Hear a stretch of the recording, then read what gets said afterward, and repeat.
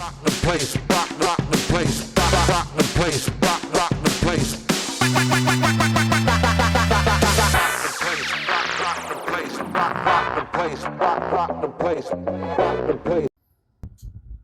So we're sitting here with Giovanni of the Brew Hogs. Yes, sir. It's good to meet you myself. Nice, like man. Nice I said to meet you earlier, too, I was real jealous of these fools when they got to come out to the Smash Festival. I wasn't upset. I've been coaching boxing and kickboxing for a little over a decade. And so I corner and coach people sometimes. So I was with a bare knuckle boxer. Wait a minute, corner and coach? Yeah. Oh, okay. Yeah. So I was a corner man for one of our St. Louis bare knuckle boxers at this wild event in New Orleans. So I was happy to be there. But on the way back, when I'm watching rough drafts that this dude sent us, I'm like, oh man, I wish I could have gone to that festival. So it's great to meet you in person, man. Yeah, thank you, man. It was a great festival. We had such a great time. We love doing it in South St. Louis too, because we get a lot of the locals come out. Yeah. You know, they know the StL Hog, they're regulars there. So for them to come and try all these craft beers and have a good time, it was awesome. It was awesome having you guys there as well. It's beautiful. It was a Smash Festival. Tell the people what the Smash Festival is, because I had to get hit myself. I didn't know. I thought that was just a cool name. It is a cool name. It is a cool name, but SMASH is actually an acronym. It stands for single malt and single hop. So that entire competition, it's interesting because you think it would be restrictive. Yeah. You know, and it is in a way, because we try to give the education that you can brew a great beer with just very few ingredients. Yeah. But we also started that competition to think outside of the box, like they had to do when they started brewing in this country. Like this drink we're having now, this California Common. This is an out of the box beer. Yeah, man. Because of that. Good too, by the way. Yeah, it's really good. Yeah, you know I was going to get to that for sure. So our Smash competitions fosters that. Like, how can you take these simple ingredients with only one hop, one grain? How can I produce all these different styles? Maybe I can roast my own malt. Maybe I can still make it great. Yes. So that's the heart of the Smash competition, and it just keeps growing bigger and bigger every year. So how many years? This was our 6th year doing it. That's awesome. Yeah. I love that. That's another thing that survived COVID. That's awesome. It did survive COVID. Nice, it did, man. So we're talking Brew In The Lou. Mm-hmm. Like I was telling you earlier, I've known about Brew In The Lou for a while. It's something where I'm always like, man, I need to go. Honestly, I've worked in the service industry, and for the most part, I work on weekends. And a lot of times in the fall season, my favorite season for beer, I don't get to go to none of the fun stuff. Last year, I was super lucky to just barely make it to Oktoberfest in Soulard. And that was the only thing I went to. And, you know, for us craft people, it's like, the beer's still good. I'm not going to talk shit to Soulard, but their Oktoberfest is not fancy. You know, for craft guys, it's like, you're walking around like, oh, that's all we have to choose from? Oh, okay. Yeah, but you know what Oktoberfest is supposed to taste like. Yeah. So, you know that. And it's always welcome. It's not something you're going to drink in August, you know, when it's 100 degrees. Yeah, it's kind of nice. The weather's cool and you get this nice malty German I love the malt flavor. I always tell everybody it is one of the beers that really made me get into craft beer in my early 20s. Mm-hmm. I didn't know, like, I'm like, what's a Marzen? What's a Oktoberfest? You know? But as they started coming around every year, by like 25, I had, without even getting into any details or science or tasting notes about beer and learning what I'm talking about at all, I was at a point where I'm like, this is definitely one of my favorite styles. I hate that it's only here for a couple months out of the year. Doesn't have to be. You can brew it. That's part of why I want to get into brewing, man. Yes. Yeah, which, like we were talking about a little while ago off camera. So you're the guy to know for homebrewing in the I don't know, area, man. I'm a guy. So, you know, there's a lot of guys that know a lot. It sounds like the Brew Hogs are killing it, though. I'm impressed. So let's talk about. Yeah, Brew Hogs are killing it. It's a club I founded back in 2018 in my backyard. You know, awesome. I was doing these things called Beer and Fire, where just guys would get together and we would brew meat. You know, brew meat. We would cook meat and we would brew a beer, get together 2 months later, drink that beer, cook something else. And it got to the point where it was just like a handful of guys to like 20, 25 guys. And my wife was like, you know, this is fun and all, but you know, maybe you want to think about finding another place. Yeah. You guys should find a venue. Maybe? Yes. And one of the guys who was coming down was the owner of the StL Hog. So he's like, you know, we just built this cool patio. It's kick ass. We got a fire pit. We got bathrooms. It just works out. Why don't you guys come up? So we start meeting there. And within a couple of months, we're like, let's make it official. Yeah. So Well, you have that's enough where we got hands, our name, right? you know, the Brew Hogs from the Yeah. StL Hogs. I So love that. Okay. next thing you know, there we are. Yeah, man, that works out perfect. And for us, for what this show is, it's perfect. I love the grassroots story, and then just the local involvement. You know, you built a network locally, local like-minded people, and it's about the beer. That's my favorite thing, you know. So let's talk about Brew In The Lou a little bit more. This is the 12th annual. Yeah. I've known about it for at least 2, maybe 3 years. I had no idea it was 12 years. Yeah. That's pretty awesome. It's their big fundraiser, you know, the lease organization. And it's great. It's in Francis Park, you know, always in October. So the weather is usually right on the money. You know, COVID, everything took a little hit. Right. But since then, it's been back gangbusters. I know last year, I think they had like 1,400 people. And this year, they're expecting to have upwards of 2,000 people. Yeah, that's amazing. What makes Brew In The Lou so unique is it's not just a beer festival. You're getting the combination of everything. We got wineries there. We got food vendors there. Okay. We've got spirit vendors there. So there's a lot of the whiskey guys are coming out of the woodwork and letting you sample their stuff. Absolutely. There's people who do some slushies, some, you know, bourbon slushies. Oh, cool. Yeah. It's just great stuff. And then, of course, we got all the breweries in town. So the breweries come, the craft breweries, but then there's the home brewers. That's the exciting part for me. I love that there's just a festival that brings all the, you know, it's like it's available to all the local professionals, but for home brewers, it's like, hey, here's a level up. You know, it is a level up. It's like, because if you're a home brewer, if you go and kill it at a festival like Brew In The Lou, I mean, come on, man, that's a statement. It is. And that's a real statement. Here's what's funny. With all that that's going on in Brew In The Lou, it seems like when they do their surveys, the after festival surveys, that the home brewers, that's people's favorite. That's what they're coming there for, because they can get the other stuff on the shelf. Yeah.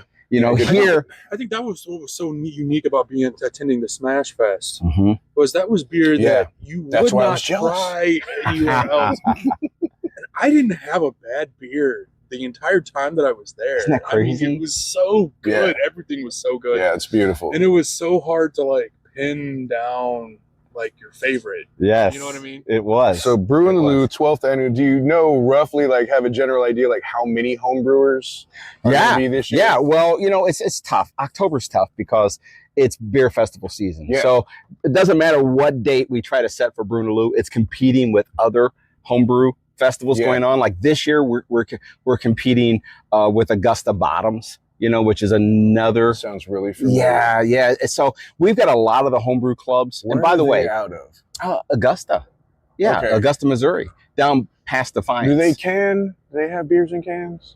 I believe so. Yeah. I feel it just sounds real familiar to me. I'm like, I feel like we might have had our hands on one at some point. Well, Augusta's more known for their wineries.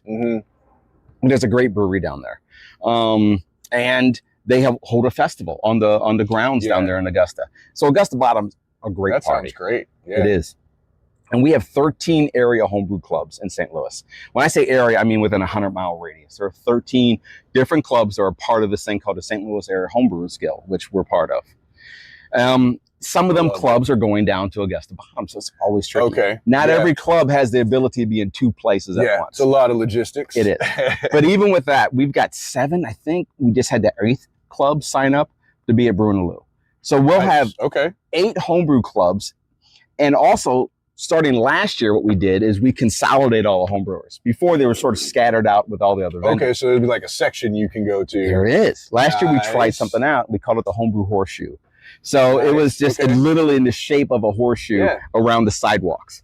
And it was a huge success. So this year, HomeBrew HorseShoe is back. We'll have 8 homebrew clubs. Hey, just man, dozens of brewers. That would be really cool on a limited t-shirt. Brew In The Lou, HomeBrew HorseShoe. HomeBrew HorseShoe. That'd be pretty sweet. I mean, all 3 of them rhyme. Yeah. HomeBrew HorseShoe. It does. It's a mouthful. Pretty cool. Yeah, well, you just have a front and back logo, you know, like you can have a Brew In The Lou shirt, but it's got the homebrewers horseshoe in the back. That's pretty cool. So I don't have a full count yet of entries. In fact, people have been so involved with local competitions that there's going to be probably a big push now in the next couple of weeks leading up to the festival of people signing up, other clubs signing up. But I can only speak for the Brew Hogs. In the Brew Hogs, we've got 10 brewers, and we're going to be pouring 22 beers, just our club alone.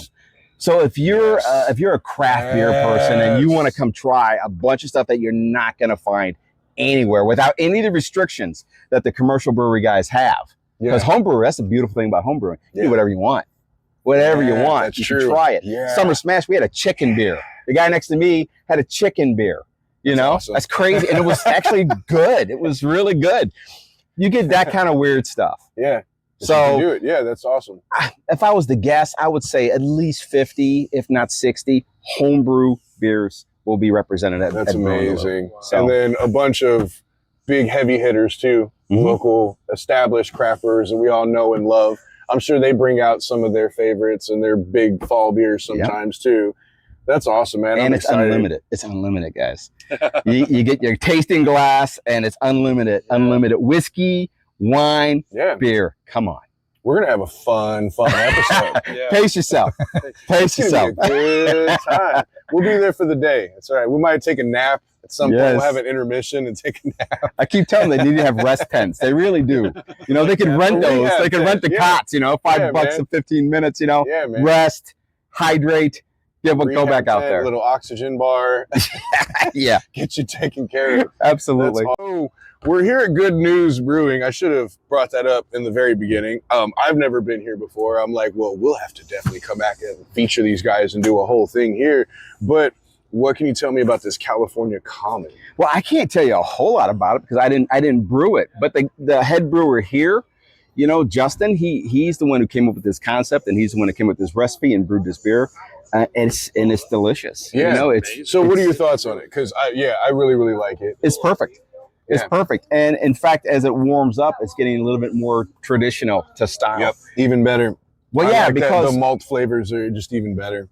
A California Common is one of those unique historical styles that fell away. You know, it was invented out of necessity because a lot of the German brewers that were heading out west, they didn't have the refrigeration, and they're German brewers. They're used to cold lagers, cold yeast, just cold ferment. Right. So if I can't ferment at 50, 55 degrees, what am I going to do? Right. Well, let's try it. So they took those yeast that they brought with them, that they propagated, and they used local ingredients, and they brewed this thing that became known as a California Common, which is basically a lager brewed at ale temperatures. Yeah, man. And see, this is where the history fan in me, I love, we talked about this at Wild Sun. There's a level of anthropology, man, because we went through this very similar conversation at Steampunk, learning about their Kentucky Common. Very similar. I was like, very what the fuck is a Kentucky Common, man? I was saying on the podcast, I was like, I literally feel like I'm rediscovering beer because this doesn't remind me of anything. I can't pinpoint nothing. I'm like, it's got a great malt flavor, drinks light like a lager. Right, that's a good point. I think that's why I like it, because it drinks so light like a lager. It's delicious. It reminds you sort of like an Oktoberfest, but it's like the malts are very, very different. So no flavor-wise, no, it's not the same.